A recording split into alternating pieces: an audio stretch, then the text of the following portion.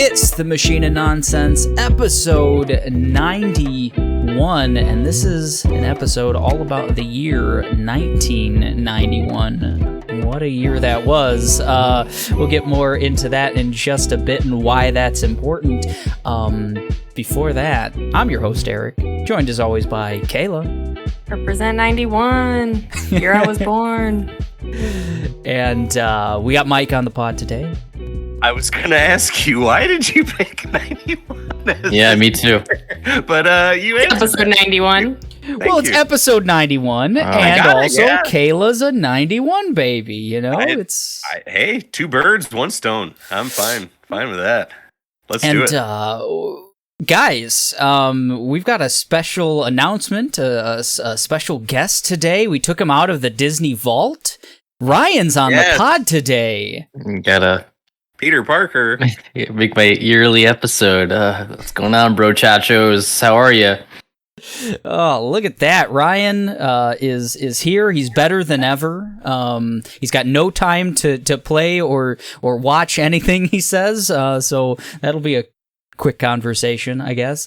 Let's Dragon, I'm sure, right? Yeah, hot D, right? We'll get to that, I'm sure.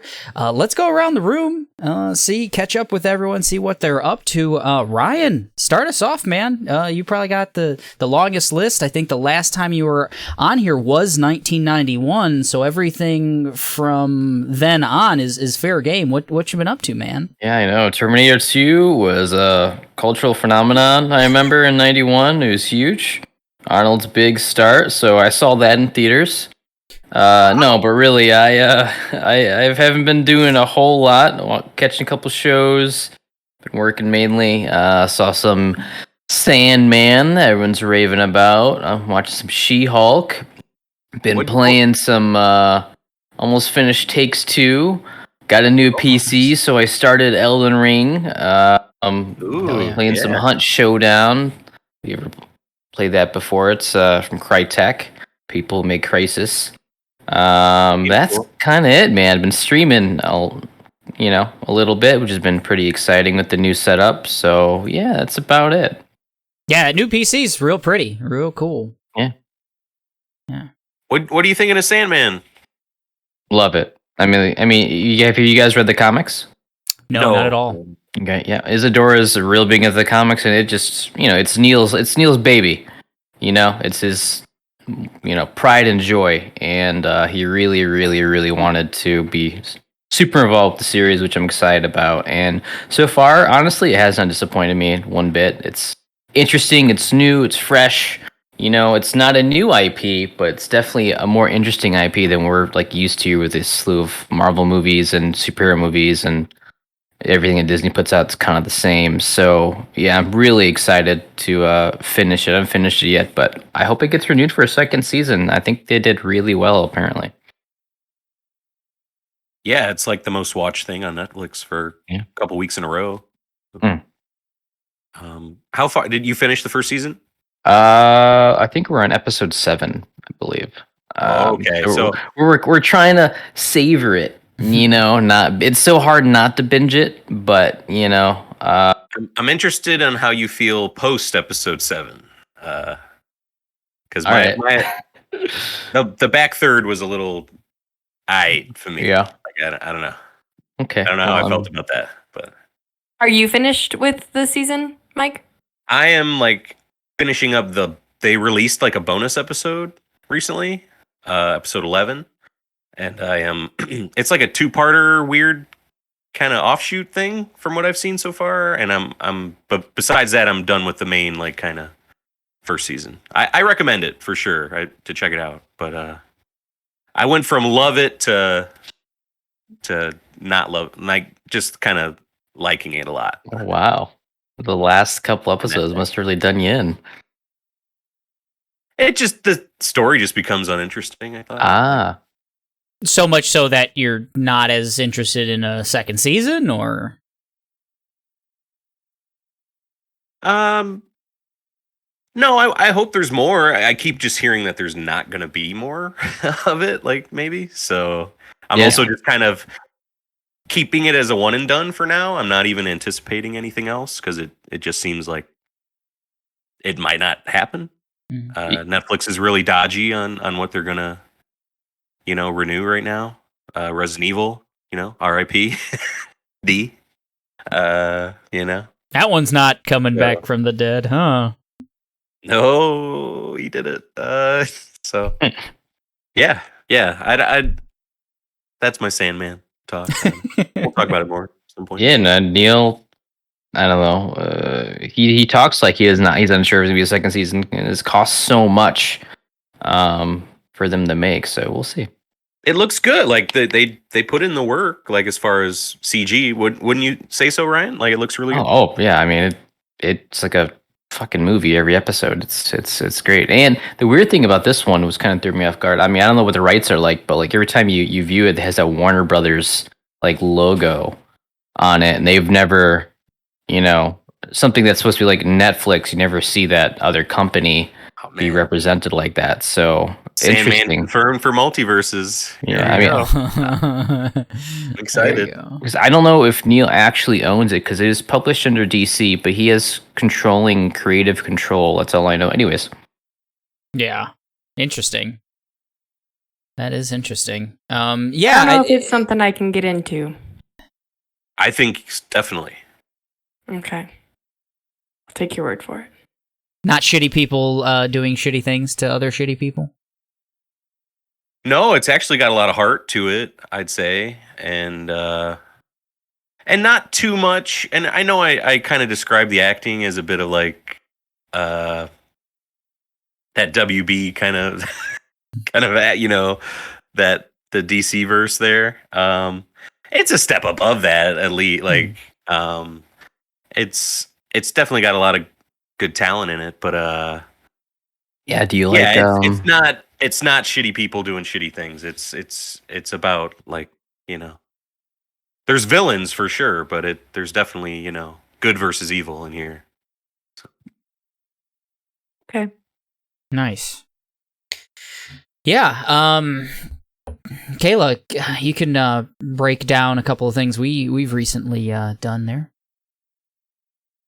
The only movie that we've watched since last time is Day Shift with Jamie Foxx and Dave Franco. It was fun. Little vampire hunting in LA. Snoop Dogg, can't forget. Yeah, Snoop Dogg. That's right. Yeah. He was used, I think, slightly, and I was happy to see that he wasn't in more of that movie. Not that I'm not a Snoop Dogg fan. He's fine. He's just. But you immediately just go, "Hey, Snoop Dogg!" You take I don't know. You leave Vampire Land and go to 100%, and they are not. They're not trying to make that unknown or something. At one point, he wears a blue bandana and stuff. Like West Side for Life comes out of his mouth. He is Snoop Dogg, even though he's not Snoop Dogg. He's Snoop Dogg in Day Shift, but it's Day Shift, right? I keep calling it Night Shift, I think, and it's not Night Shift. It's Day Shift. Yeah, it was fun. You could definitely tell, so this was directed by J.J. Perry, who was the stunt coordinator on, I think, several of the John Wick films. And you can definitely tell, they were amping up, the stunts and stuff. Every character, including, Dave Franco, gets to do, a half somersault in the air to punch a guy. And it looks really cool, but it's obviously oh yeah, a stuntman made this movie. They use a lot of their surroundings. Yeah, it's cool. So if you like the kind of, I don't know that I see a lot of John Wick in it. Maybe a little bit, but it's similar enough. If you like that type of cool acrobatic kind of kung fu kind of stuff, there's a lot of that in it, which it's pretty cool to look at. The John Wick universe is just kind of singular. It's lightning in a bottle. People are trying to repeat it, and it just can't. It's just got the vibes and this weird lore and Keanu. It all. This is trying to so do well. that a little bit too, because there is like a there's in this it's like the union. Right. So in the same way that there's that like a vampire killer, like Currency. Right. Okay. Exactly. Yeah. So they're trying to do a lot of those John Wick things. Oh, okay. And that's at least interesting. Like if they could do that well-ish, introduce Blade in there somehow, you know. right. Yeah, Jamie Foxx is cool. He's just kind of doing his thing. I think he's got like a daughter who he needs to He needs money. Yeah, he needs money. And so he kind of brings him back into the union and stuff like that. So that's the general premise and stuff. But I think if you're just going into like a kind of a brainless kind of splatterfest, that's kind of what it is. It's fun. It's fun. I had a good time. Are we gonna do Spawn cast when Spawn eventually comes out? Ooh. Hell yeah. I'd have to do a lot of research on that. Oh, is that still greenlit? I think so. I Oh, don't. wow. So just talk about Recently, they talked about like McFarlane was out there quoting like this is going to be like the most Spawn thing ever. You know, that kind of. I mean, Spawn was pretty Spawn when it came out. I mean, that Violator stole the show. John Leguizamo. Please That was- bring Johnny Legs back, please. That was bring Cameo, him back. right? He's got to Yeah. be in it. A little Something, wink. yeah. I would hope And so. I forget the actor that was Spawn. He's a martial artist. Michael There Jai you White. go. Jai There you White, go. yeah. Oh fuck, dude. I think that movie is He did a good underrated. job, I thought. Like, I think don't that know. is an underrated For movie. 8-year-old me, it was good. I don't know. Yes. I agree. Spawn's heavy storyline in the beginning, so they could make it really It's dark. It's I know that HBO crazy dark, cartoon yeah. was Yeah. pretty How dark. was I reading that shit back in like middle school? I just get into comics and shit. Spawn is not for kids. It's okay. It's not And- for kids. Then it had the HBO series that was like super dark and gritty. Yeah, Oh, yeah. that was fun. Yeah. Yeah, Keith David, that was a good one. I rewatched all of that recently when it came to remember HBO that. Max. I think, yeah, it that holds up way better than like X-Men or the old Spider-Man cartoon or anything else like that because it's adult. It was like an adult telling of those things. So I remember watching that as a kid, and there's like nudity in that shit. oh yeah, Oh, yeah. Like, whoa. Big anime titties. honey. Man, You don't have to Oh. look far. that was wild. But, You know, I knew the 91 episode would eventually end up being just about big anime titties. So we got there. We got there, folks. But besides that, we finished the Quarry. We did finish the Quarry, and Thanks for getting us back on track. thank Yeah. you so much, Yeah. Kayla. Not Yes. going down I had that road. more. I had Not more. going down it. Oh. What did you think of the Quarry, Kayla? I liked the Quarry. I liked it a lot. I thought the story was fun, and sure, it has things I can complain about, like with the story, like why the fuck did they separate? You know, like you do with any horror themed element. But it was fun. I liked it. Yeah. There's a decent chance it comes up in my end of the year discussion. I really enjoyed the Quarry a lot. The hard part I'd about say. that is it's so individualized based on your choices. So some of the scenes that we had are not scenes that other people got to see. Yes. I have to play that then because it's quick, right? It's Yeah. longer No, than quick. It's Oh, really? surprisingly long. I think it was about Ugh. 10 hours for us. Like it was. that's not super long, but it's not super short. Yeah, I wanted was, that to be like 2 hours. I was So- expecting a 5-hour type kind of commitment, and it was double that. It was about. It was just under 10. I want to say. Okay. Longest Stray. I mean, it's because you go to so many different characters playing scenes with Ariel Winter this time, scenes with Brenda Song, and I don't remember who else the people's names are. Caleb, right? His name's Caleb. Skylar, or whatever. Skylar. Skylar Gasando, I think is his name. From Santa Clarita Diet. But you get to control a lot of different people, so it's fun. Yeah, it fleshes out every character a lot, and I think that adds to the runtime. You do get to at least control every single camp counselor at least like once for like one kind of chapter of the game. So I think that ends up being like 10 chapters each, about an hour long, roughly. But like, yeah, they flesh out all the characters. They're like, they're all like tropes kind of like, I think you got to go into it thinking they are going hard in the like horror movie, summer camp movie, you know, like they're really going hard in the like the Friday the 13th kind of vibe. And if you're into that, if that's what you want, it's I think one of the best versions of that, like that vibe. Yeah. Friday the 13th type of vibe.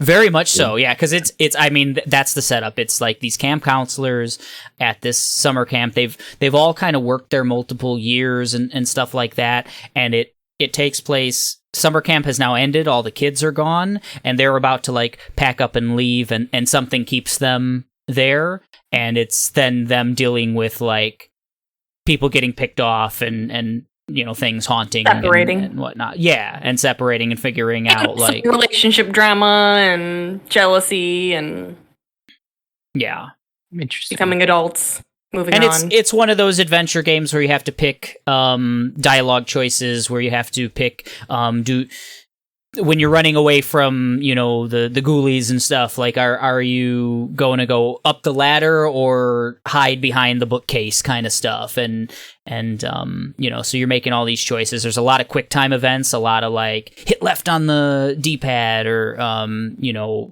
mash A, that type of stuff. Can you turn that stuff off? I don't know. QuickTime? I haven't checked. I would think not, just for the simple fact that like they're so essential to the story. Like if you miss a QT or something, right? Okay, they'll get you. They'll get you. You'll lose an arm or something, you know. Like or if you choose, like I literally near the end of the game made what I thought was a very simple choice with a character, and that ended in their doom. You know, a character that I kept alive the entire game, and then made like what it seemed like a completely innocuous choice, and no, they did. But I liked the ending better that I got in this one than As Dusk Falls, another similar type of game. And I liked this game overall better than As Dusk Falls. I think the mystery was better. I think the characters were better. Even though that cool art style that As Dusk Falls had was pretty cool. I enjoyed that. I think the Quarry actually at points, like the facial capture and stuff, and just like everything about it looks really, really good. Except they don't know how eyeballs work at all. I was going to ask you about the Uncanny Valley and how long it took you to settle into just these weird faces and just accept what it looks like. I like the faces a lot. I did not like several of the characters had really weird eye stuff, and Kayla noticed some weird mouth stuff, right? That was your biggest thing? I think that they're weird. Okay. Yeah. And that's a lot. You're looking at a lot of dialogue and faces a lot in that game, so that sounds a little rough. But. What is the it's not Smollett, but it's Smith, right? Oh, Justice Smith. Yeah, Justice Smith. That's he the guy has from like Detective Pikachu.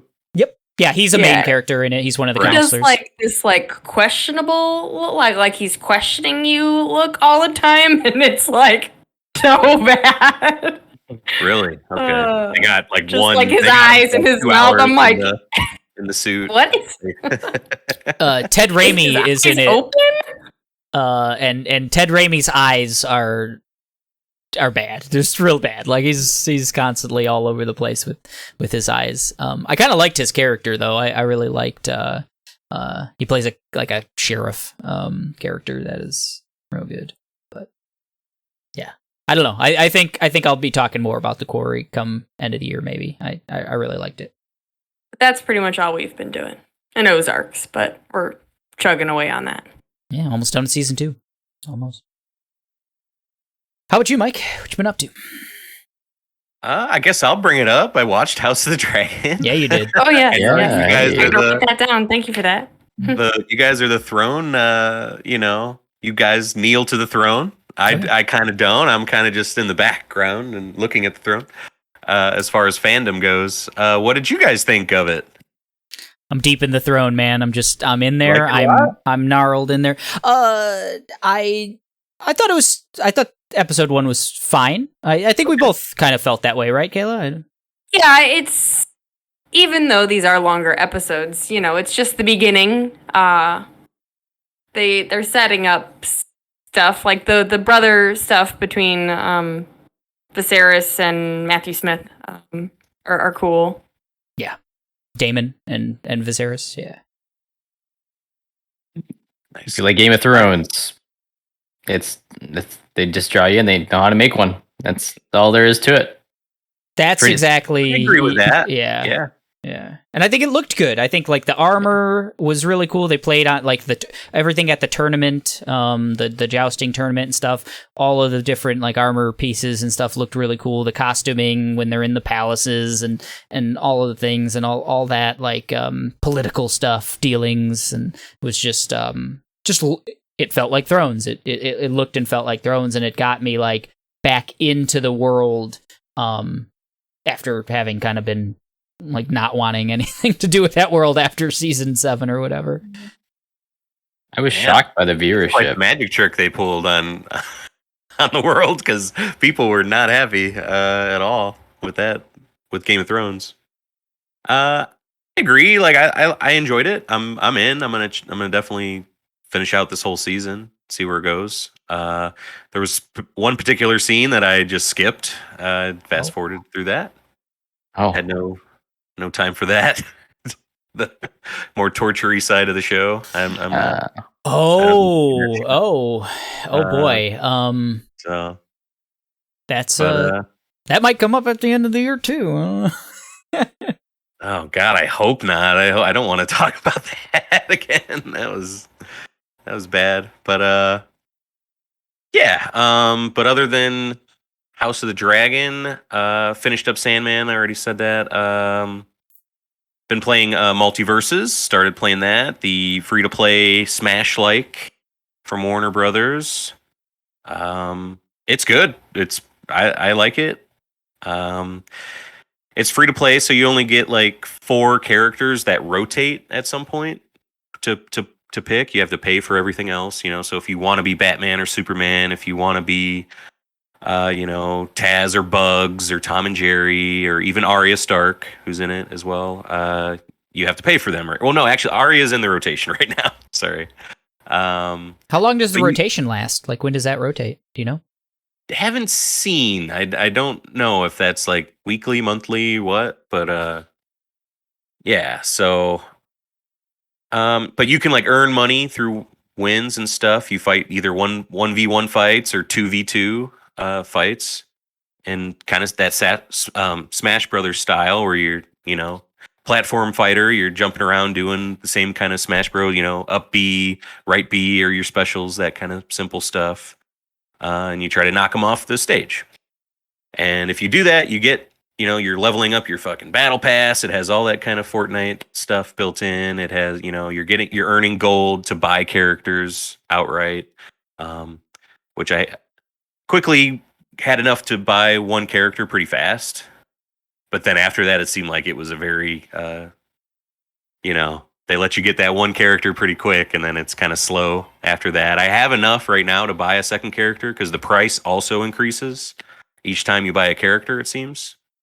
Oof. Because the first character was like 1,500. Like, okay, I got that pretty fast. And then when I got another 1,500, I was like, okay, who can I buy? Oh, everyone's at least 2,000 now. So I had to keep grinding a little bit. Oh, and so there's different prices for different characters too?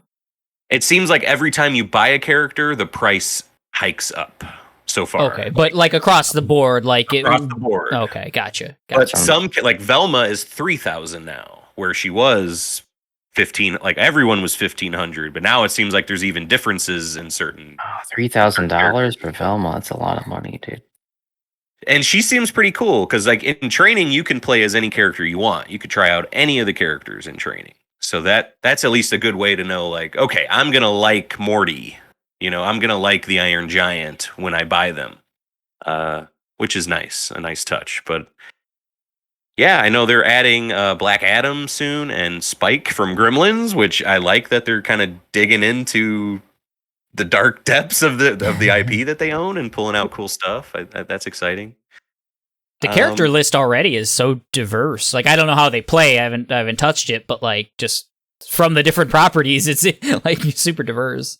Well, they do like a Overwatch kind of thing where everyone's categorized into like a class, basically. So like there's like a character will say brawler or support or technique. Arya's in the assassin class with like Finn from Adventure Time and shit. So Is Velma support?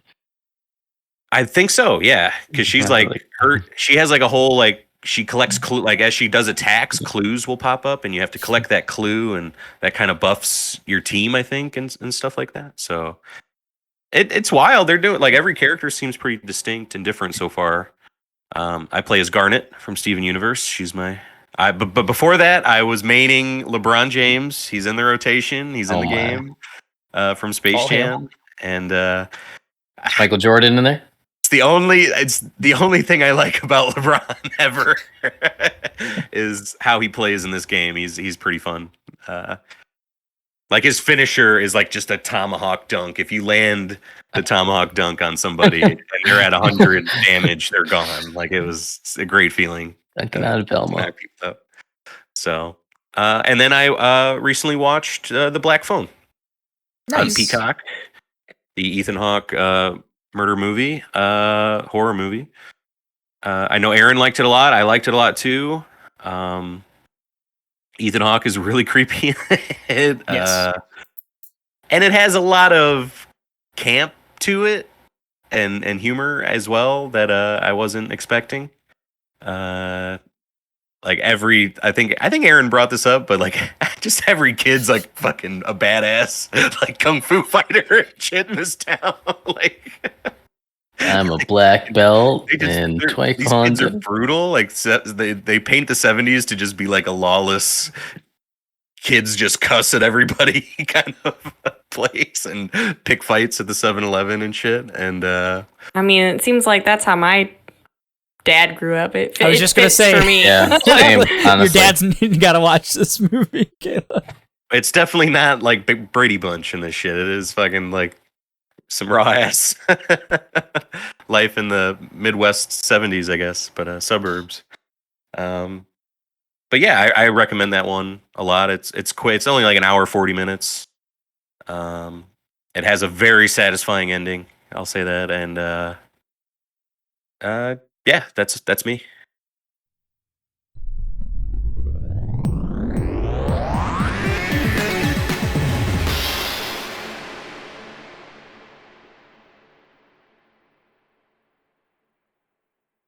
I want to take a little bit of time and shout out Gamescom 2022. That's happening. I guess actually today's the final day. I believe they're doing like a cosplay contest and stuff. But Jeff Keighley opened this up with a very Jeff Keighley show, opening night live. Onal. About 2 hours of 70% games and 30% a lot of other just stuff as Jeff Keighley is wont to do. But there were some cool things even outside of Onal. There were some really cool things announced and also shown. We got some more details on a couple things. I've got a huge long list, but instead of going through the big long list, I wanted to do my top 5 things that I saw, and then a dishonorable mention. And I'll just start with the dishonorable mention. High on Life, which was at the Xbox showcase, right? Recently? Yeah, a couple months back, which I was real excited for. This is from the Justin Roiland of Rick and Morty fame. Very much like it's a game where guns and weapons have sentience. They are like beings. The guns are called Gatlians. They're like aliens, and they talk to you and stuff as you're shooting, and it's a big colorful world. Very much looks like an episode of Rick and Morty. Very much has the same like vulgarity and like just cynicism and all of that like if you like Rick and Morty, or if you know what Rick and Morty is going for, it's a lot of the same vibes. They showed off a boss battle as well as like a 10-minute gameplay clip as well, and the gameplay and all that looks fun. The worlds look really cool. The characters, all these wacky aliens and stuff, look really cool, but it is incredibly profane. Like, it is incredibly vulgar.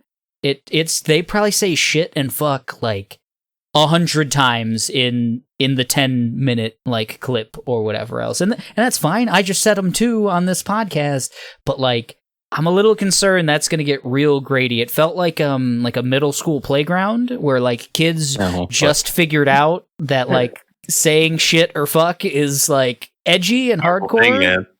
Right, and it felt a lot like that, like just a lot of unneeded F-bombs, and I was a little concerned, honestly. Did any of you guys see that? I know, Kayla, you watched it with me, but I don't know if we talked about it a little bit this morning. Like, what did you think of that? I think that can just be a little overwhelming and overbearing, like if it can take from what you're trying to do if it's just like loud and in your face all the time. Yeah, that was my thought exactly. Did you check any of this out, Mike or Ryan, if either of you did? I mean, I checked out Gamescom quite a bit, but I didn't see that specifically. I heard a lot of people like saying like, man, it's I haven't heard this much cussing since Bully and shit like that. I don't know. That's really what it felt like. Yeah. I've seen like the clip that people are passing around on Twitter, like with, I think you're able to shoot like a child alien character, and it's like, oh, this game crossed the line, like it lets you do that, and I'm fine with that. Like, there's another scene I've seen where a guy's fishing, and he's like, oh, what do you catch anything? Nah, nothing can even live in this water. It's just mucky, muddy water, He's like, then why are you fishing in it? I haven't worked up the courage to drown myself yet. Oh my shit! Like, I'm in it. I'm in for that. Like, yeah, I'm into that kind of humor. So I like Rick and Morty a lot. I like the art style of it. I like the color. I hope that the gameplay. I hope it's not just a one-trick pony where it's just trying to just have the writing from Justin Roiland, but actually have some gameplay and it to be fun to play as well. And if those two things can go together, I'll be happy. It looked like there was some like terrains that you can go over and use your Gatlians. Different kinds of Gatlians to do different things to get over that. Yeah, it kind of gave me like in the different kinds of ammo and stuff that you have and weapons that talk to you. Kind of gave me like Ratchet and Clank kind of vibes with a paint coat of Rick and Morty. Yeah, give me that. That can work. I want it. It's coming to Game Pass. I will have to watch it or play it. I mean, like when the kids are asleep, right. they'll see it and see like this colorful cartoon thing and want to play it immediately. Yeah. So I can't let that happen. But I'm excited for it. Yeah, it didn't completely take the shine off, but it was a little concerning. Just like, oh boy, all right, if I gotta play with the sound off or something or whatever. It's not for everybody. It's not gonna be. Yeah. But yep. Gamescom. Gamescom. Let's keep going. That was High on Life. Number 5, I had Where Winds Meet. This was it's from a Chinese developer. It takes place in China during one of their near the end of one of their warring periods. Apparently, I don't know much about Chinese history, so forgive me. But it looks like kind of very much a Chinese version of Ghost of Tsushima, like just like really intense combat encounters. Visuals looked fantastic. The movement looked really, really good. I think it's an Unreal Engine 5 game. the water, mud effects, lighting, kind of stuff like that. Just like all seem to be ratcheted up to just like really, really awesome levels. Seems like it's Ghost of Tsushima had just like kind of minor traversal and stuff. This seems to be maybe a mix of some Assassin's Creed type parkour stuff. There were a lot of like movement tricks it seemed like the person was doing, the character, including like running on water and stuff like that. So there's like supernatural elements, I think, to it as well, in addition to being like a wartime type game. But yeah, it looked as pretty as Ghost of Tsushima looked in all of those early trailers and stuff that we saw way back when. And it looked cool. The combat looked a little more frantic, a little more, I don't want to call it button mashy, but like just a little more action oriented than Tsushima could be at some points. But yeah, where winds meet. Interesting looking game. Number 4, I had The Gap. This one kind of came out of nowhere. It's a first person, seems to be like an adventure puzzle game.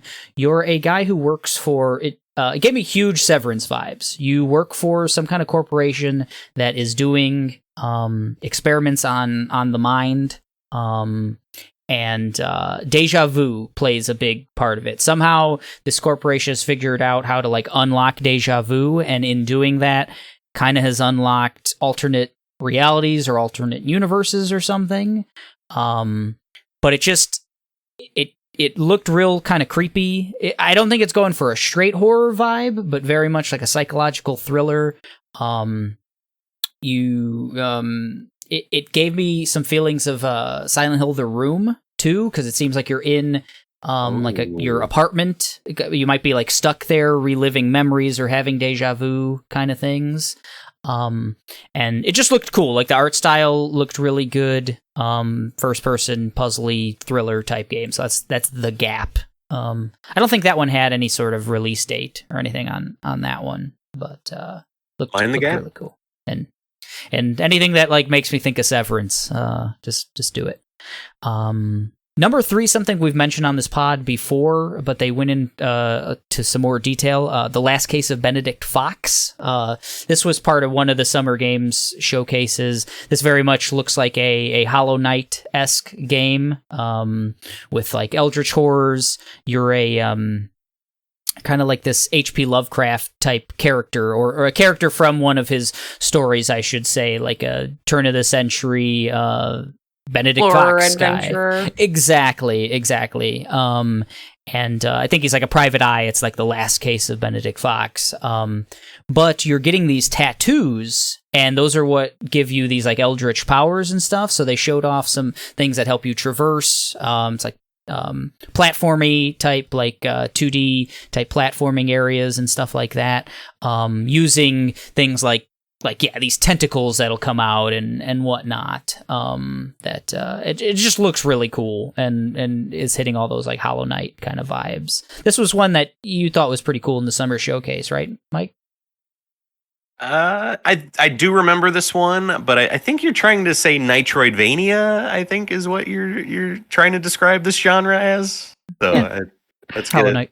They're all just Hollow Knight. Correct. Yeah, they're just yeah, good call. Yeah, very much I'm assuming that's what it is, like a Metroidvania. It just it's got the Nitroidvania. So yes, of course. But it just has like the aesthetics, like a lot of purple tones and stuff that like very much remind me of Hollow Knight in those ways.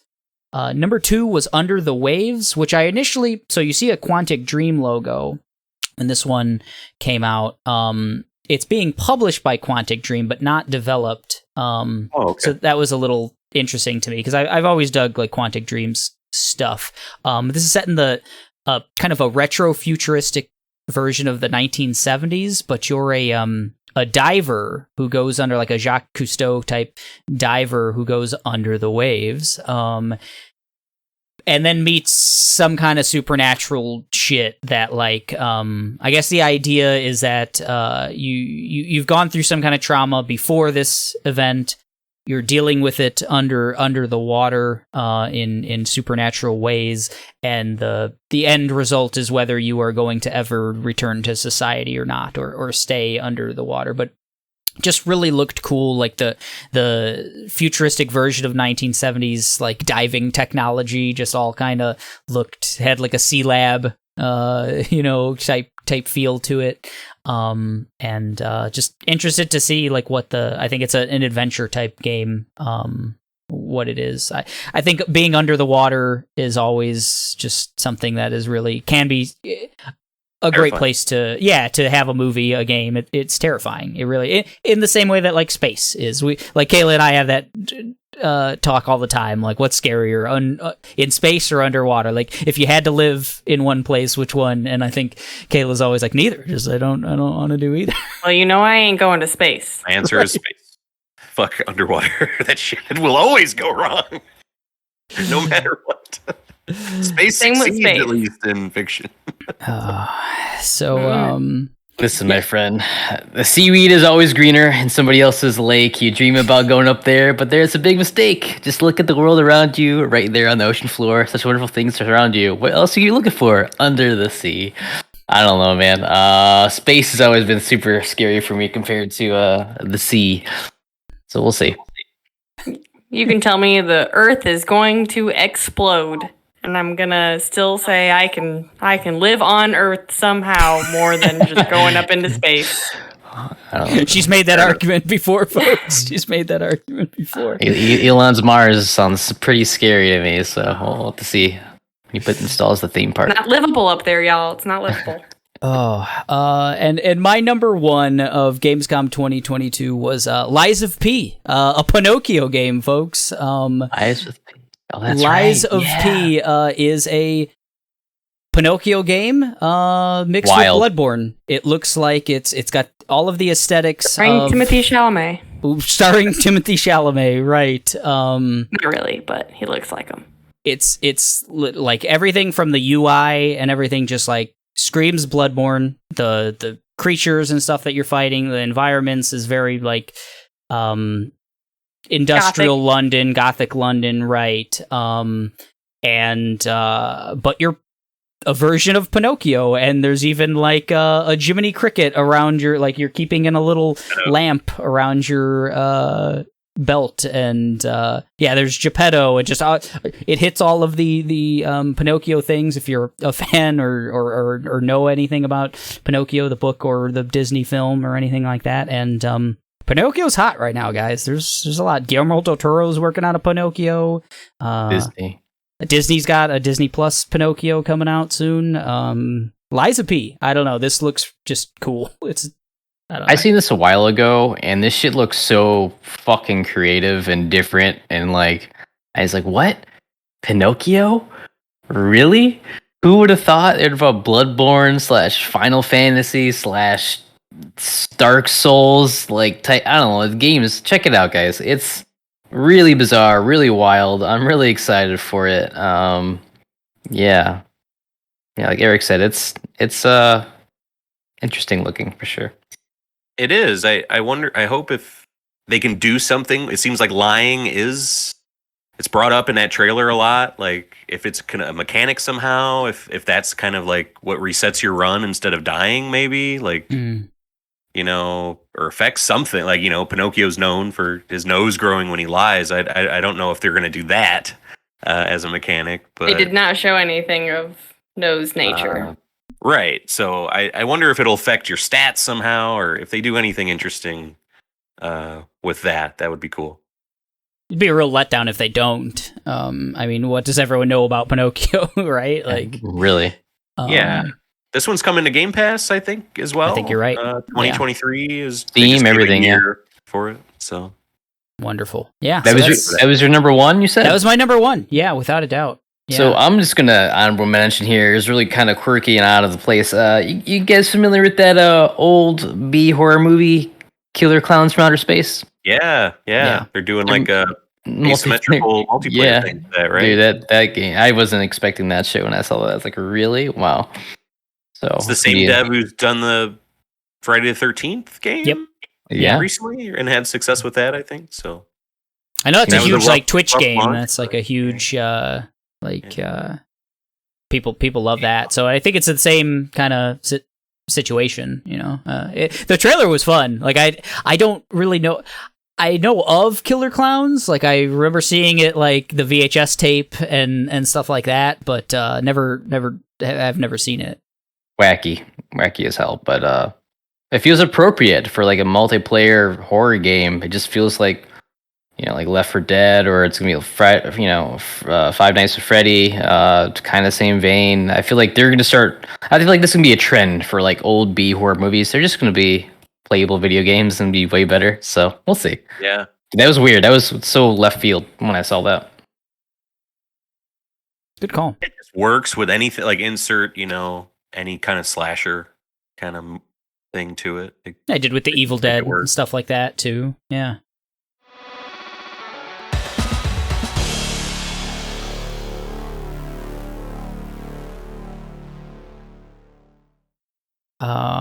Pop quiz, Mike. Yeah. What do Nirvana's Nevermind, Pearl Jam's 10, U2's Actune Baby, and Kayla have in common? They were all born this year or that year. In 2022, you're right. They were all, born in 1991. So we're doing the 1991 draft. The rules are a little bit different, and the categories are a little bit different than previous drafts. So I've come up with 6 categories. That's what we need to fill. That's going to be the most important thing of this draft. We have The Sum of All Fears, a book that was written in 1991, folks, or at least released. So this is anything scary or thrillerish or anything like that. This could be a video game, this could be a movie, this could be a TV show, but anything in the horror, thriller, suspense kind of genre. You Go Girl, anything with a strong female character or protagonist. Grunge, anything grungy, dirty, kind of aggressive, anything like that. Anything that fits in the grunge category. That's My Name, Don't Wear It Out. Anything with a really great title or any character name that is really, really awesome from 1991. Also, Can't Touch This. So this is going to be anything that's an all-time great. Anything that came out in 1991 and is an all-time great that has stood the test of time. Last category is I don't just love the 90s. So this is anything that came out in 1991, but had entries in other decades, whether that be the 80s, whether that be the 2000s, the 2010s, anything like that. Anything that, wasn't just confined to 1991 or just confined to the 1990s. Do we understand the categories, everyone? That makes sense? I do. Yes. I do. All right. And we can fit in video games, movies, or TV in any of these categories, or in the category like That's My Name, Don't Wear It Out. It can be just a character from something that came out in 91 as well. Kayla, seeing as we're kind of celebrating the year of your birth, do you want to choose whether you go either first or fourth, because we're going to do a snake draft, or do you want me to randomize it? I've already run a randomizer, so I can just go off of that. Or do you want to pick whether you want to go first or fourth? Because those are the 2 spots. The middle 2 I spots definitely suck. want to go first, but I mean, this whole time I'm like, damn, I hope I go first. This is really hard. You can pick. I'd be fine with random, though. That's what I thought was going to happen the whole time. All right. Let's see what the randomizer picked. The randomizer picked Kayla first. Okay. Oh, okay. All right. Ball don't lie. Ball don't lie. Ryan is second. Oh, Oh. yes. They want to be last, that's for sure. Mike is third. Oh. Myself is fourth. I wanted the turn then. You want to trade, Eric? I want to, I want to challenge. Mike, you can have it. Just so we know there's no impropriety here, that the randomizer was truly random. We'll do that. So, the order is Kayla, Ryan, myself, Mike, and we will do it snake style. So Mike will get a pick at the end of the first round and at the beginning of the second round, and then we snake back around from there. I want to talk the most. Okay, that's Boom. what I love it. So, Kayla, start us off. I'm taking it. I am taking that low hanging fruit, and I am gonna go for grunge because I found that very hard. And my choice is Terminator 2, Judgment Day. Grungy, baby, hardcore. I dig it. I think that's fair. I think this one fits in any category. Honestly, It really you could put does. Anywhere. What else fits in grunge? You know, I I was gonna be I had a making little some trouble with that one choices too, if but I had to pick something else. I guess I'm dirty for you.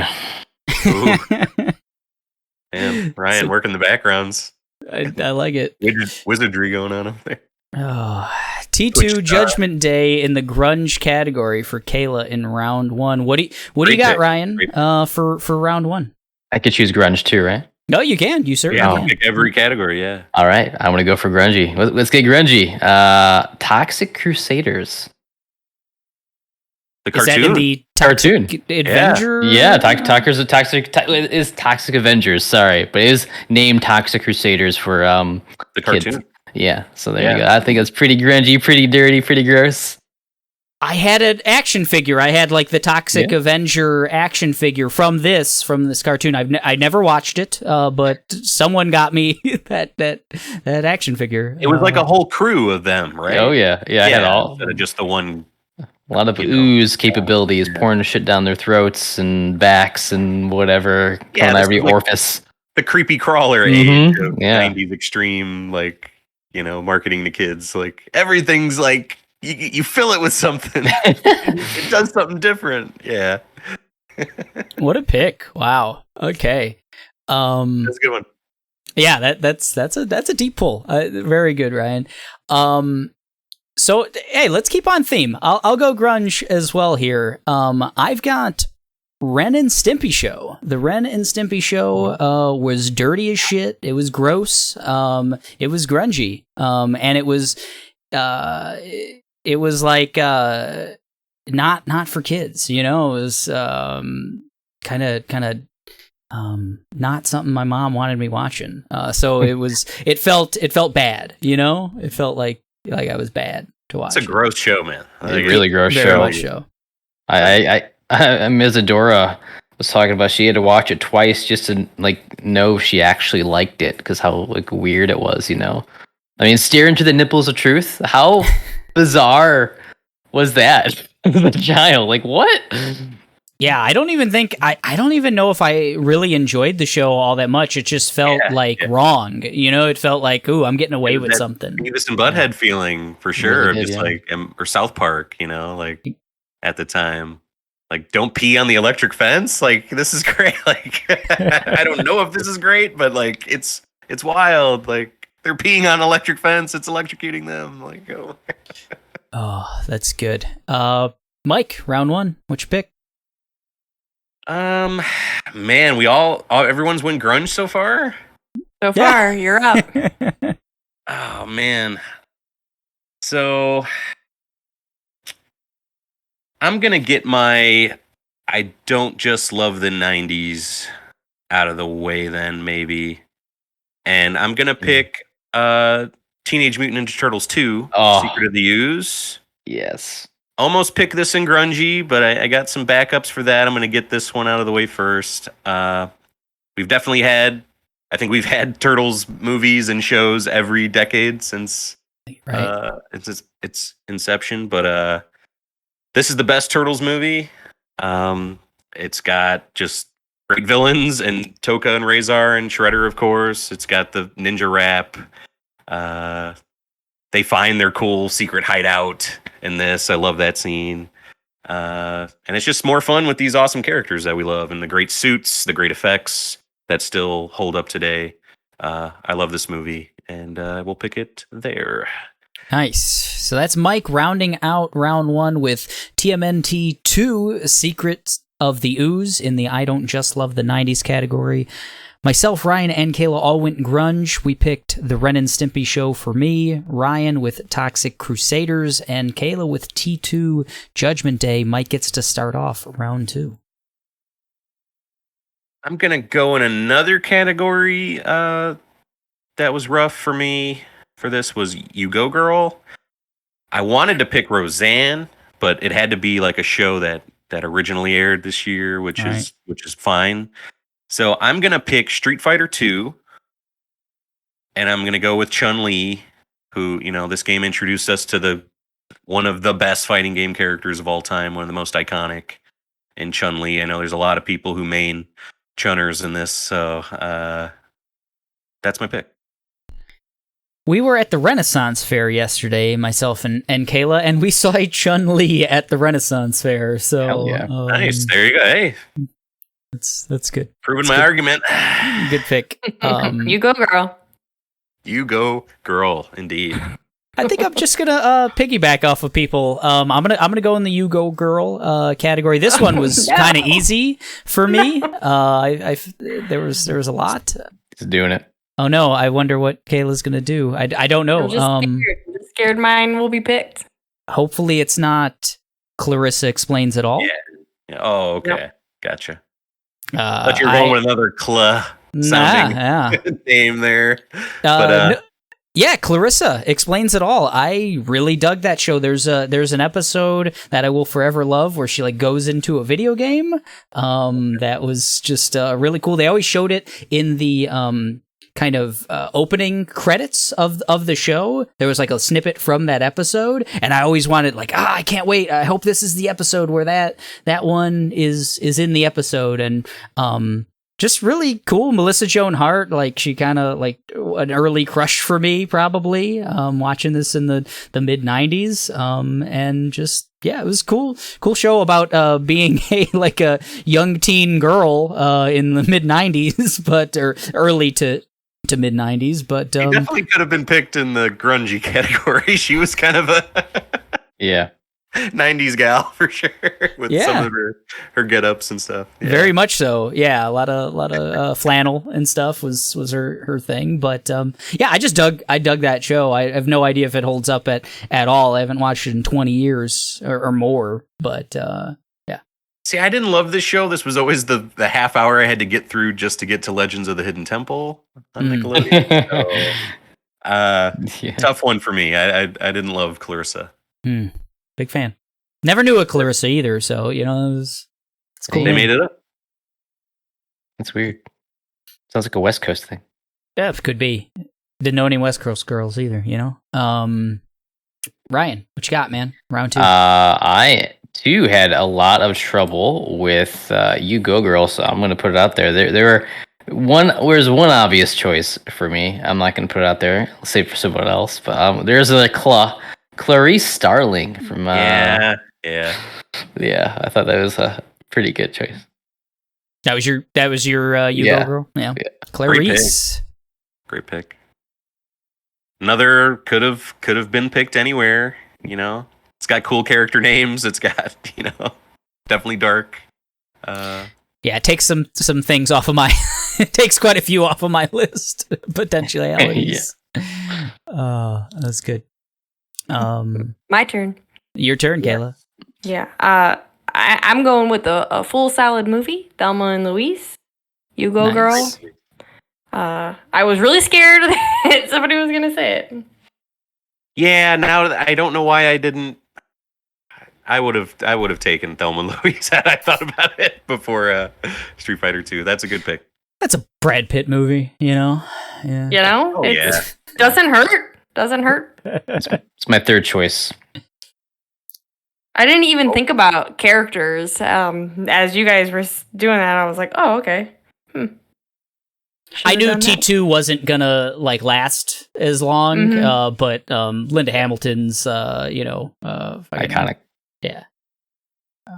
And now I can't think of her name, obviously. Sarah Connor. Yeah. Linda Hamilton. Everyone knows Linda Hamilton. No one knows Sarah Connor. Ellen Ripley. Well, Ellen Ripley's better, but still. I'll let you do a recap, and then I have a rule question. Oh, I love it. So recapping round 2, Thelma and Louise in You Go Girl for Kayla, Clarice Starling and You Go Girl for Ryan, and Clarissa Explains It All, You Go Girl for myself. Oh, wow. We were all You Go Girl. Street Fighter 2's Chun-Li for Mike. Very nice. What's your question, Kayla? Now, when there are characters used from certain properties, are we allowed to use those properties moving forward? I was gonna say no. I was gonna say that like removes them from the.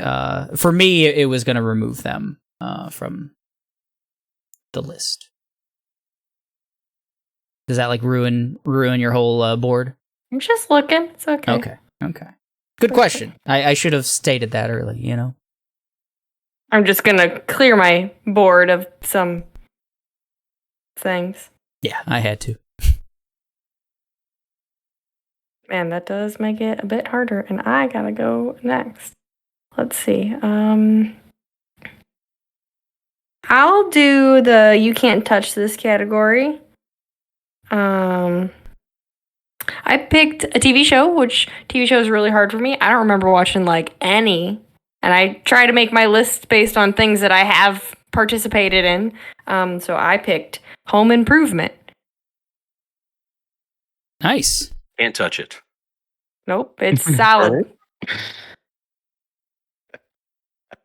I loved the show growing up. I loved like just the wacky, the big like the men's bathroom episode or something, like when they would have those big sets built with all the crazy, I think it was like there was like just these like blow dryers in front of the toilet, like a car wash kind of like thing, like that would just blow you dry as you like, stand in front of the toilet or something like that, and TVs set up. It was like Pimp My Ride before Pimp My Ride in a way. Yeah. That's funny. Man, a lot of watching this before Simpsons came on Fox and syndication and stuff. Oh, yeah, it's definitely something I just... Being born in 91, a lot of these things I was too young to grasp. Even growing up, then they kind of fizzled out or were replaced by something else. But I do remember like this always being on in the background, like as my parents were cooking dinner or whatever the day was winding down.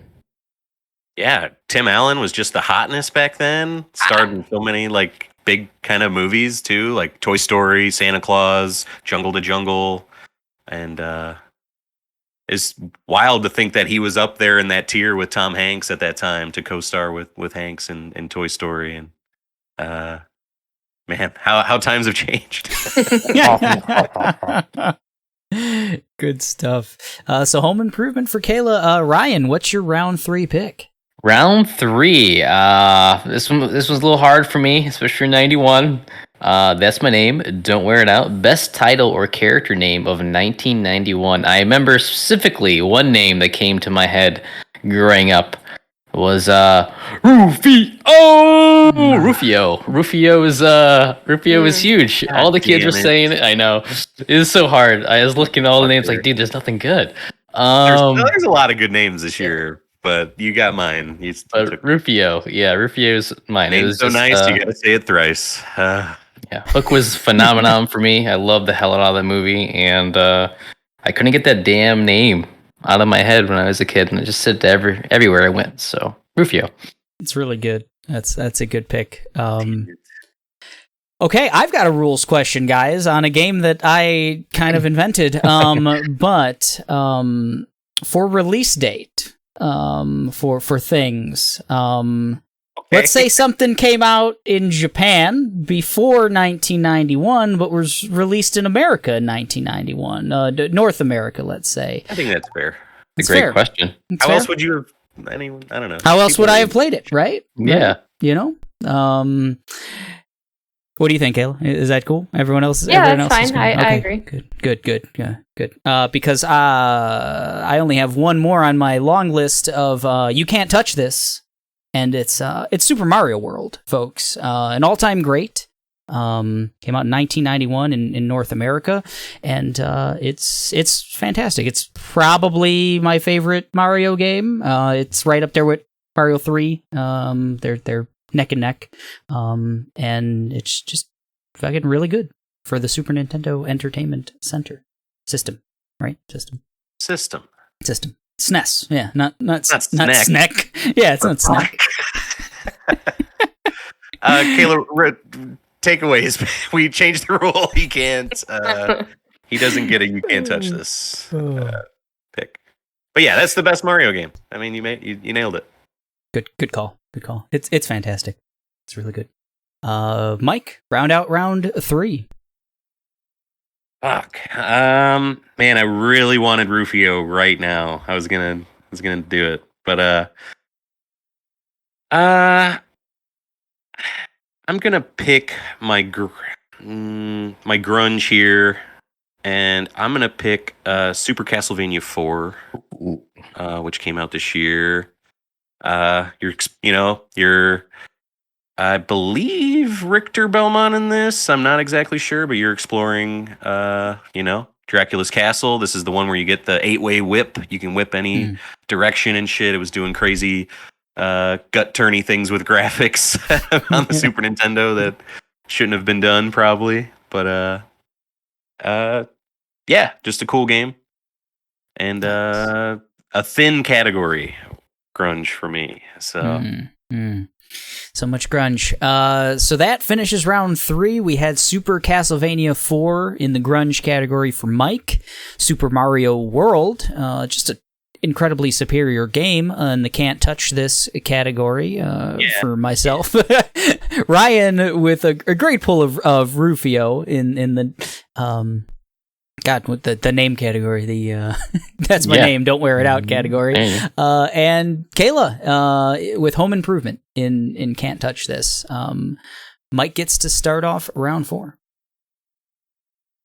I'm going to go with. I'll go with Spooky here, the thriller category, the sum of all fears, if you will. I'm gonna go with People Under the Stairs. Just a classic film for me growing up. It's about a kid who's trying to. He can't really afford anything. He lives in the projects and shit. Like they need money for rent, I believe, and he gets a scheme going with Ving Rhames' character, and they are going to rob this house that is like supposed to have gold fucking hidden in it, or some kind of riches. But this house is owned by a really fucking weird brother and sister character who kidnap kids and keep them as their own children. And all of the boys that they kidnap, they keep in the basement. Those are the people under the stairs. And this kid is gets trapped in this house. Like they have a full kind of security lockdown system that goes down. And this movie was kind of the GIMP before Pulp Fiction. The brother main character gets in this full leather get up with the mask and everything at some point, and he's chasing the main character who's I don't remember his name, but he's the kid from he's the pitcher in Sandlot. He played Mighty Ducks as well, and Mighty Ducks 2, and it's just wild, and it has the line where. Ving Rhames claims that the president is going to make him the commissioner of pussy or something like that. It's like his "if pigs would fly" kind of comment to the kid. And it's really just great. It's full of great one-liners like that. Just a classic another kind of B movie tier kind of thing that I loved growing up. That's pretty good. That's pretty good. People Under the Stairs in the Sum of All Fears category. I'm going to do the That's My Name, Don't Wear It Out category, and simple one here. What do you think of when I say Doug? Get some feels. It's Doug, man. Doug funny. Doug Grunge. Grunge. Epitome of grunge. Yeah, Doug was great. Great show. Really enjoyed Doug a lot. Really cool character. in general, just daydreaming all the time. I really like that. I think I was very much the same kind of kid as he was growing up, and I think that name is just like when you say that to someone of our age, of all of our age, like that's who you think of. You don't think of Doug Flutie or something. You think of Doug Funny. You know, like that's who you think of. Yeah, I should have said Flutie Flakes. Damn it! I Yeah, but guess what? You didn't think of Doug Flutie. You thought of Doug. So yeah, that's his name. Don't wear it out. Good pick. Ryan, what you got? Round 4. Oh man, you're taking all the good choices. I'm gonna go to Sum of All Fears. I'm going to go with, so the obvious answer is where we're from, but I'm gonna say the Jerry Springer Show.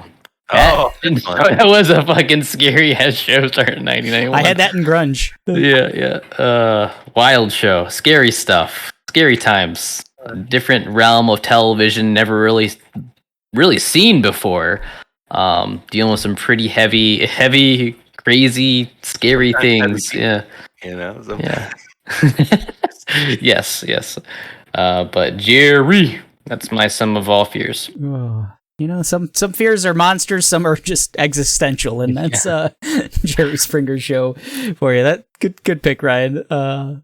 Good pull. Kayla, what you got? Round 4. I'm doing the not just the 90s category, and my pick is Rugrats. Oh, Good pick. man. Good pick. Solid. That was on my list too. I spent a lot of time watching Rugrats growing up. Great show. Great. Like, I just think, like, between that and Doug, like, being on at all the same times and stuff at the same period of Nickelodeon, just really, really good stuff. A lot of great names in that one too. Tommy Pickles, Chucky Finster. Oh man. Yeah. Mm-hmm. Stu. You Stuff. know? Stu. Dude, Wasn't man. Stu like our age now? Wasn't Stu like? Yeah, I think so. Yeah, Stu's yeah. old. Stu's old, baby. He's He's just a toy inventor. What a great job. And he invented the dumbest but fun toys. They're great. Oh, Rugrats. Tommy Hovercraft, for God's sakes. What are you talking about? They were awesome toys. Did you see that later on? This would fit in the not just the 90s, like when Dill Pickle comes and they got that awesome carriage that he's in that's shaped like Reptar and stuff. Yeah, I bet his dad made that. Like, you're probably right. oh yeah. Mm-hmm. Man, good stuff. I think So fucking got headlights and shit. Raft, like it becomes a raft at some point. that was in the movie, right? Like that was Yeah, a big part of the movie. Yeah, I remember that. So Kayla rounded out round 4 with Rugrats in the I don't just love the 90s category. Ryan in the Sum of All Fears category picked the Jerry Springer Show.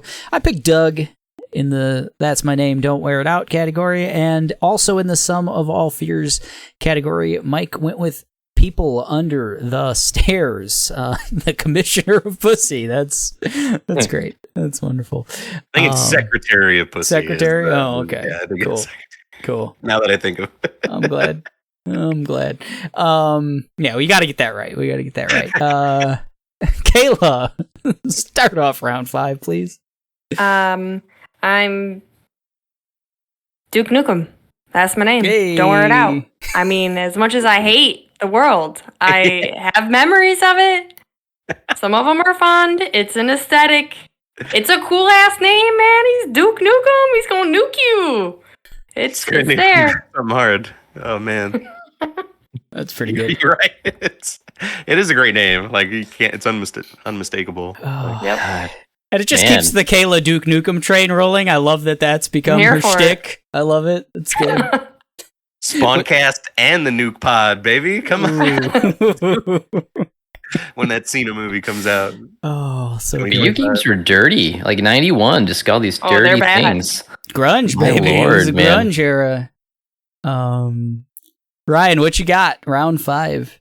Oh man, I'm kind of at the bitter end here. I'm gonna do I don't just love the 90s. I want to put out there Sonic the Hedgehog for a video game. I believe is the best-selling game of that year.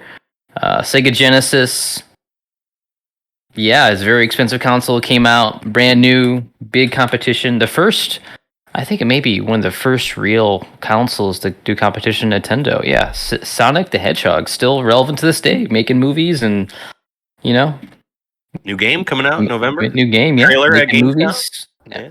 Sonic Frontiers look pretty cool. Not my kind of genre, but look cool. Family franchise, y'all. Good pick. That was number 1 on my big board for I don't just love the 90s. Cool. I guess round 4 is up to me. Okay.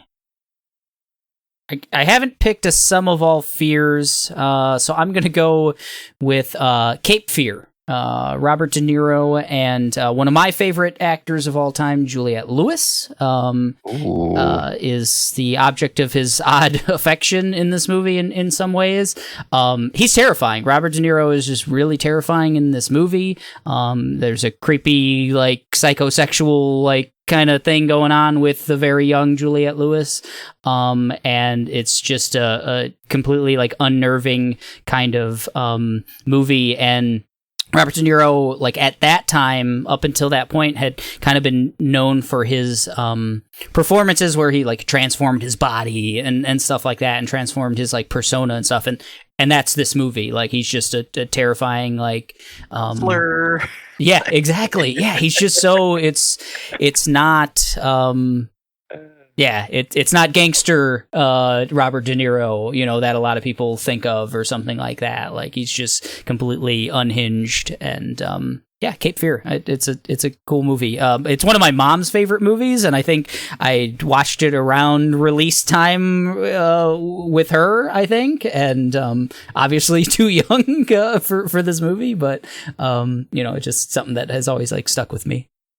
This was one of those, and I think a lot of people had this growing up in the 90s, where The Simpsons kind of introduced you to the thing first. Like, it did it with me with Citizen Kane, and with this movie with the Sideshow Bob character. So when I discovered what this movie was, I'm like, oh, that's Sideshow Bob's scene from Simpsons, like, coming that's up the Kane from Citizen Kane. Like, yeah. Well, Mr. Burns does the whole, Bobo thing, like with Rosebud and shit like that. Yeah. That episode. So, good pick. It's a cool movie. Super solid. Big fan. Mike, let's see what the end of round 5 has for us. I think I have my grunge and my can't touch this left, I believe. So you have chosen Super Castlevania 4 for grunge. That's right. So I you have your name. Yeah. And gotcha. So I'll do that one. And Darkwing Duck, just a great name to say and to sing out. Like, the alliteration is awesome. Great theme song. I did not love this show as a kid, but just a great kind of theme and name, and just love it. That part of it. Great. More pick. of a DuckTales fan personally, but don't stop it. Stop. We're not doing it. We're not doing DuckTales. So many great theme songs back in the day. Gosh. Darkwing Duck in the That's My Name, Don't Wear It Out category for Mike. Cape Fear in the Sum of All Fears category for myself. Sonic the Hedgehog in the I Don't Just Love the 90s for Ryan. And, Kayla's right on brand with Duke Nukem in That's My Name, Don't Wear It Out category. Round 6 and the final round, Mike gets to start us off. Can't touch this. I'm going with What About Bob? My favorite Bill Murray movie. It was if you listen to our top comedies episode, I believe it was my number. It was somewhere on my list. Dewey Cox was my number 1, but just love this movie. It's Bill's at his best. Him and Richard Dreyfuss going back and forth in this is just, I can never get enough of it. Love this movie. Nice. Is it me? Am I next? I'm messing with my list over here. So I only have one more, and it must be... What is it, guys? It's I Don't Just Love the 90s. The Addams Family. Fun little movie. We are getting a new Addams Family. Is it a series? Right? Yeah, the Wednesday. Yeah. So just fun. I liked the second one as well. The Addams Family Values. Love Addams Family Values. Yeah. But Fester's Quest was a big game for me growing up on the NES, and Fester is a big part of this movie and everything. The Addams Family. Keep it a reboot going. in itself, like off of the old TV show and everything. So. Very much so. Yeah, it just works. It's a good name too. Like a Double D Adams would have worked too. That's weird, but yeah, I really enjoyed the Addams Family. They all have great names: Pugsley, Gomez, Morticia. Wasn't it? Yeah. Oh yeah. Thing. Come here, Thing. Good stuff. Ryan, what's your final pick? Round 6. Oh man, I can't touch this. I don't if it's been actually chosen. Correct me if I'm wrong. But Terminator 2, Judgment Day. That First pick, number 1 pick. Was it? Okay. It was 1-1. God damn it. Makes a no way T2 would have gone. Oh man, I didn't remember. It's so long ago. Man, I gotta really think now. I'll do something near and dear to my heart. Streets of Rage, video game, 1991. Loved playing it. Played it when I was younger. Played it in college. Played it now. It just keeps on coming up over and over. So definitely among friends, that was something played a lot. We stick our arcade cabinets.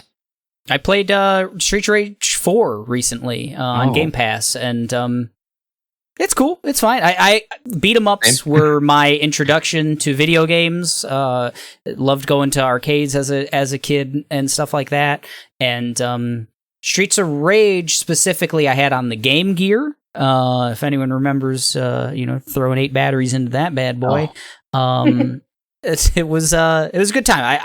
I had Streets of Rage in my grunge category. I really like the Streets of Rage. I think I've played all 4 of them now, and I think there's offshoots and stuff too. But those are fun games. I like those games. Great soundtracks too. Hell yeah. The Streets of Rage. Kayla, you get to finish the entire game. Yes, it's not going to be that great because I'm debating on whether I should just try to make something stretch or pick something that I've never seen. So I'm going to try to make something stretch. In the Sum of All Fears category. Yes, Drum roll, please. I'm picking dinosaurs. Oh, yeah. That is the shit of nightmares. Scary dinosaurs. Not the mama.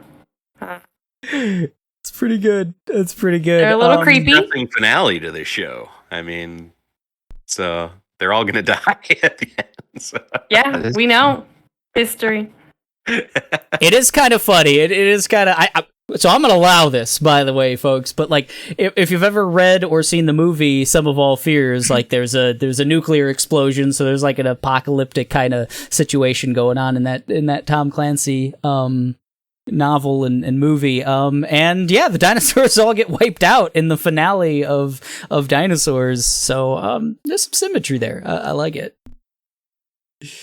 Oh, good stuff. I didn't know if I liked the show when I was younger because, like, I'm Kayla. It was actually a little scary for me. I agree. I don't know why. I The agree. baby freaked me the fuck out. I don't know why. They It's had like just- such like aggressive voices too. Yeah. Yeah, I don't know. I feel like Roseanne sometimes as well. Like it is like dinosaurs, but Roseanne. You know what I mean? But yeah. I like it. That's good. Before we get out of here, let's recap the draft. I'll do it by person here. So Kayla in round 1, she went T2 Judgment Day in the grunge category, Thelma and Louise in You Go Girl, Home Improvement in the You Can't Touch This category, Rugrats in the I Don't Just Love the 90s category, Duke Nukem in That's My Name, Don't Wear It Out, and Dinosaurs in Sum of All Fears. Yep. Ryan, went with Toxic Crusaders in Grunge, Clarice Starling in You Go Girl, Rufio in That's My Name, Don't Wear It Out, The Jerry Springer Show, Sum of All Fears, Sonic the Hedgehog, I Don't Just Love the 90s, and Streets of Rage and You Can't Touch This. I went with The Ren and Stimpy Show in Grunge, Clarissa Explains It All in You Go Girl, Super Mario World in You Can't Touch That, Doug in That's My Name, Don't Wear It Out, Cape Fear in Sum of All Fears, and The Addams Family in I Don't Just Love the 90s. Mike, last but not least, picked Teenage Mutant Ninja Turtles 2, Secret of the Ooze in the I Don't Just Love the 90s category, Street Fighter 2's Chun-Li in You Go Girl, Super Castlevania 4 in the Grunge category, People Under the Stairs in Sum of All Fears, Darkwing Duck in That's My Name, Don't Wear It Out, and What About Bob in You Can't Touch This. What a draft, Rough guys. draft for me. Rough draft. I got shook up real when I didn't get that first spot, and then Ryan taking Rufio. Man, just kind of fell apart for me at some point. Castlevania 4 is a little bit of a reach, maybe, but like... I think it's a good draft. I don't know. It was a really hard year for me. I'm not going to lie. Hey. Oh, yeah. I think you killed it, Ryan. You might be the leader in my heart a little bit here. I don't know. Kayla's got a good draft. Good. I'm happy with my list, but it was real hard. I had looked at lists and lists of things that came out in 1991, and I was just oblivious to 90% of it. You know, looking this stuff up, there's a lot of shit that came out in Japan in 91. I was like, oh, could I get away with that? You know, you had like Lord Slug, you had like a bunch of Dragon Ball movies just popped off in 91. Do you guys remember Fist of Fury? It was a kung fu movie. No, that came out in 91. I was thinking of Drop Dead Fred. You remember that fucking movie? I was thinking about that one. Child's Play 3 came out in 91. Yeah. The video games, Ninja Gaiden, Chip and Dale, Rescue Rangers. I love that game, by the way. That was a really fun game. Freddy's Dead came out too. That's right. Freddy's horror movie. Yeah, there's a lot of movie year, and that was games were rough, shows were rough. It was a rough year. Yeah. Sneaky. I couldn't fit Lemmings anywhere. I was real upset. That's like your dad's favorite game. I know. I like it too. I was like, it's scary. They're all gonna die. You gotta get to the end. That was gonna be another stretch. That or Don't Tell Mom the Babysitter's Dead. It's scary. That was on my You Go Girl. Yeah. As well. Shout out to Christina Applegate doing great work in that one. Love that movie. There's a reason why grunge is so prevalent after 91. It's because of this fucking list and how hard we had it. All the lyrics just had inner turmoil, angst. Good stuff. So that was 1991, the draft of 1991. Hope you enjoyed yourself as much as we did. Before we get out of here, I'm going to say the spiel I always do, guys. Reach us all over the place. We've got an email address, machineofnonsense@gmail.com. You can leave us a voicemail at anchor.fm/machineofnonsense. We have a Facebook, a Twitter, and an Instagram. On Facebook, we have a fan group called Monstars. We'd love to hear from you. Join the conversation. Leave us a message. Shoot us an email, voicemail, anything like that. We want to hear from you. I mentioned it before. I want to put together an episode where it's all your content, all your questions, your jokes, your funny things into an episode. So make some content for us, folks. Let us know what you'd like to see. Before we get out of here, guys, anything else? Ryan, we might not see you for another couple years. Anything to tell the folks? At least another decade. I'll see you guys back in the 2001 draft. What a year that was, huh? So, no, that's it, guys. Hopefully I'll be on a lot sooner than this time. So, no, it was good being on, guys. Thank you so much. It was a lot of fun. Plug your Twitch, man. What do you got going on? Oh, yeah. I stream now, guys. If you want to check me out doing some stuff you probably don't want to watch me doing, I stream on twitch.tv/Brimstar, usually on Monday nights and Wednesday nights. So I should be starting up some other gameplay shortly here. Maybe some Elden Ring, maybe some new games other than Guild Wars 2. So, yeah, hit me up there. Check me out. Twitch him up. I think that's what the kids say. You should twitch him up. For Ryan, for Mike, for Kayla, I was your host, Eric. This was the Machine of Nonsense, episode 91, the 1991 draft. We're getting out of here, and we're saying goodbye. Bye. Bye.